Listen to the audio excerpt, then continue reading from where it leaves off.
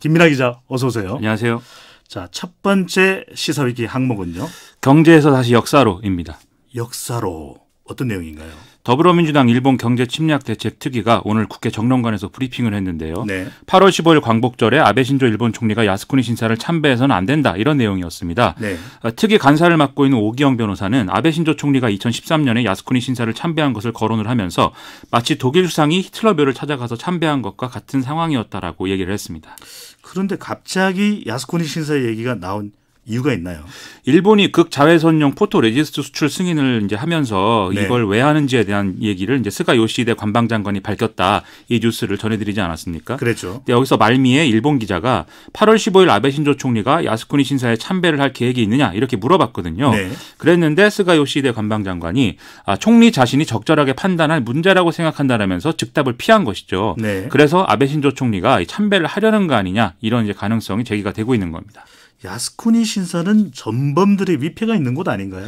이게 이제 우리가 흔히 위패라고 그냥 얘기를 하는데 사실 이게 네. 위패인지 뭔지 좀 애매한 무슨 뭐 종이에 이름 써 있는 뭐 그런 게 있습니다. 아, 일반적으로는 우리가 그냥 위패랑 비슷한 거여서 위패라고 하는데요. 네. 어쨌든 원래 전쟁에서 목숨을 잃은 군인을 위해서 제사를 지내면서 이 일왕과 국가에 대한 충성을 결의하게 만드는 뭐 이런 신사거든요. 네. 그래서 그 전부터도 이것 때문에 일본 수상의 야스쿠니 신사 참배에 대한 논란이 또 있었던 게 사실입니다. 네. 이 정교를 분리하게 돼 있는 헌법 정신에 맞지 않다 이런 지적도 일본 내에서는 계속 나오고 있고요. 네. 그러던 중에 도조 히데키 등의 A급 전범 14명이 1978년에 여기에 합사가 되면서 논쟁이 좀 본격화된 그런 측면이 있습니다. 근데 이런 곳에 아베 총리가 참배를 하겠다는 건 사실상 싸우자는 것 아닌가요?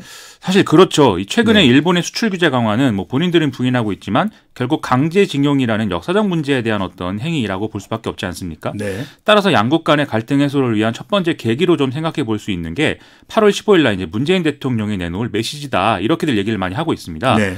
지금 쉬워 보이지는 않지만 이때까지 양국 간의 물밑 대화가 좀 잘 진행이 되고 어떤 계기들을 만들면 광복절 메시지도 상대적으로 유화적으로 나올 수가 있고 네. 그러면 9월이나 10월에는 이제 출구 전략이 좀 마련될 수가 있을 것이다 이런 얘기들이었는데요.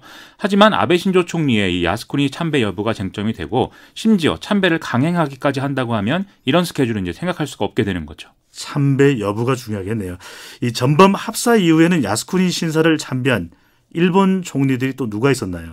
1985년 8월 15일에 나카소네 야스히로 총리가 총리 네. 자격으로 공식적으로 참배를 하면서 이게 국제적으로 논란이 됐습니다. 네. 이 당시에 우리 한국하고 중국이 그야말로 격렬하게 반발을 해서 이 나카소네 임기 내에는 이 참배가 또 이루어지지는 않았는데요. 하지만 이제 1996년 7월 달에 당시 하시모토 류타로 총리가 신사 참배를 다시 강행을 하면서 이 국제적 논란에 다시 불을 붙였습니다. 네. 이 하시모토 류타로 총리는 당시에 다 함께 야스쿠니 신사를 참배하는 국회의원 모임 회장도 맡고 있는 상태였는데요. 이때도 이제 한국과 중국이 강하게 반발을 해서 또 이후에는 참배가 이루어지지 않은 그런 상황이었습니다. 특히 고이즈미 준이치로 전 총리가 참배를 자주 했었죠.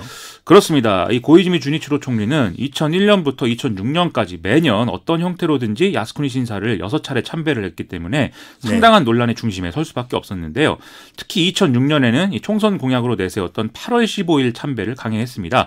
그전에는 이제 다른 총리들의 경우에는 이 나카소네 야스히로를 제외하면 8월 15일에 참배를 하는 경우는 이제 없었거든요. 네. 이것은 이제 야스쿠니 신사 참배가 필요하다고 주장하는 세력과 일본 유족회 등의 지지를 받고 이 고이즈미 주니치로 총리가 자민당 총재가 됐었기 때문에 이제 이걸로 임기를 마무리한 것이다. 이런 해석도 제기가 됐었습니다. 네. 이때 중일 관계가 이제 최악으로 치달았고 한일 관계도 뭔가 진전을 모색하려고 할 때마다 이 문제가 발목을 잡는 이런 상황이 됐었는데요. 네. 2013년 12월에 아베 신조 총리가 야스쿠니 신사 참배를 강행하면서 또 한일 관계 악화의 계기가 되기도 했습니다. 주로 자민당 전 총리들 이야기인데 일본의 민주당 정권에서는 좀 달랐나요? 하토야마 유키오, 간나오토, 노다 요시히코 총리의 경우에는 이 야스쿠니 신사 참배를 안 했습니다. 달랐네요. 그렇죠. 네. 근데 이 중에 이제 노다 요시히코 총리의 경우에는 좀 야스쿠니 신사 참배에 대해서는 온건한 입장 표명을 해서 앞에 두 총리와는 좀 상대적으로 다른 모습을 보이기도 했는데요. 또 이 시기에 여야 의원들이 함께 야스쿠니 신사를 참배하는 이런 일도 있어서 꼭 자민당 의원들만 야스쿠니 신사 참배를 원한다라고 말할 수는 없다. 이렇게 봐야 되겠습니다.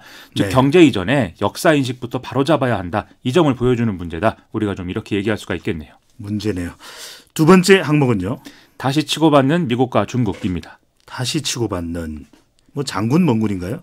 그렇죠. 미국이 중국 제품에 대한 관세 부과를 강행한다 이렇게 의지를 밝힌 이후에 네. 위안화 환율이 달러당 7위안을 돌파하는 이른바 포치가 발생하는 것을 중국 당국이 용인하는 상황이 이어졌죠. 네. 그래서 미국이 여기에 대해서 다시 중국을 환율 조작국으로 지정하면서 대응에 나섰는데 네. 이에 대해서 또 중국의 히토류 산업협회가 히토류 정부의 히토류 무기화 전략을 공식 지지한다 이런 성명을 내서 화제가 되고 있습니다. 요즘 히토류 이야기를 많이 하는데 히토류가 뭔가요?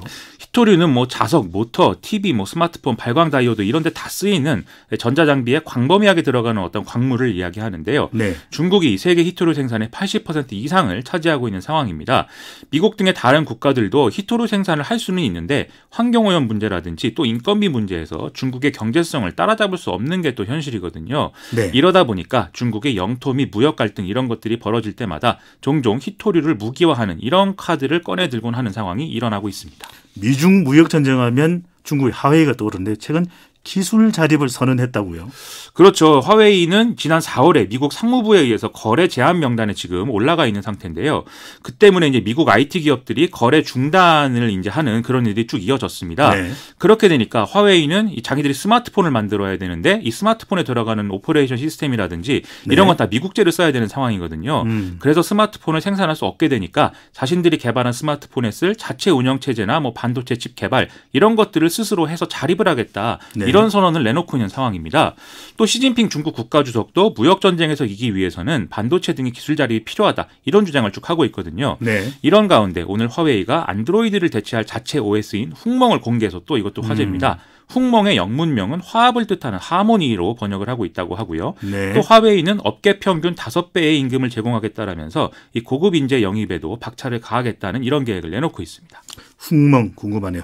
홍콩 문제를 놓고도 양국 갈등이 미중 갈등이 확전되는 느낌인데요. 오늘 미국 국무부 대변인이 중국을 폭력배 정권이다 이렇게 부르는 일이 일어났습니다. 네. 이것은 이제 친중 성향 홍콩 매체들이 우산혁명의 주역이자 최근 홍콩 반정부 시위를 이끌고 있는 조슈아 웡 등의 인사들이 이제 지난 6일에 홍콩의 한 호텔에서 미국 영사와 만났다 이렇게 사진과 함께 보도했기 때문인데요. 네. 이 매체들은 이런 사실들을 쭉 보도를 하면서 영사의 실명과 직책은 물론 자녀의 이름까지 공개한 이런 상황입니다. 그런데 중국은 미국이 홍콩 시위를 배후 조종하고 있다고 이렇게 보는 건가요? 그렇습니다. 실제 홍콩 주재 중국 외교부 사무소는 보도가 나온 직후에 홍콩 시위의 배후가 미국이라는 사실이 증명됐다 이렇게 주장을 했고요. 증명됐다. 그렇죠. 네. 또 미 영사관 고위급 관원을 초치해서 강력한 불만을 표시하기도 했습니다. 여기 아울러서 홍콩 정부는 지난 2014년에 우산혁명을 강제 진압한 당시 경찰 2인자를 핵심 요직에 재기용하면서 강경 진압을 다시 예고하고 있는데요. 최근에 중국 중앙정부가 또 무관용 대응을 천명하면서 군사 개입 가능성까지 시사한 상황 아니겠습니까? 네. 그래서 이 홍콩의 갈등을 토대로 해서 다시 또 미중 간의 어떤 갈등이 이어지고 그게 다시 홍콩의 상황을 악화시키는 악순환이 제기되는 이런 상황이 좀 우려가 되는 상황입니다. 폭력 사태는 없으면 좋겠는데요. 네. 오늘 말씀 여기까지 듣겠습니다. 고맙습니다. 시사위키 김민아 기자였습니다.